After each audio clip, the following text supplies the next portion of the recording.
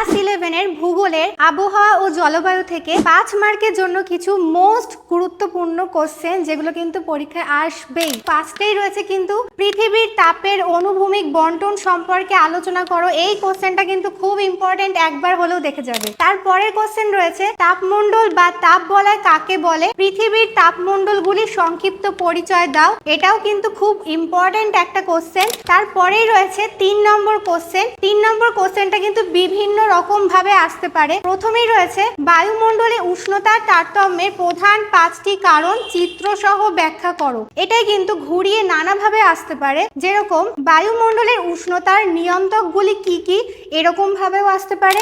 আবার আসতে পারে অক্ষাংশ ও উচ্চতা কিভাবে বায়ুমণ্ডলের তাপের তারতম্য ঘটায় তা আলোচনা করো। এটাকে আবার ঘুরিয়ে আসতে পারে বায়ুমণ্ডলের উষ্ণতার তারতম্যের নিয়ন্ত্রক হিসেবে স্থলভাগ ও জলভাগের বন্টন এবং নগরায়ন ও শিল্পায়নের ভূমিকা ব্যাখ্যা করো। যেভাবে ঘুরিয়ে আসুক না কেন উত্তর কিন্তু একটাই হবে। এটার অ্যান্সার যদি তোমরা জানতে পারো বা জেনে রাখো, তাহলে কিন্তু বাকি যা কোশ্চেনই আসুক তোমরা কিন্তু সবকিছুই অ্যাটেন্ড করতে পারবে। জাস্ট এই 3টে কোশ্চেন খুব ভালো করে যাবে। 3টে কোশ্চেন করলেই কিন্তু তোমরা কমন পেয়ে যাবে।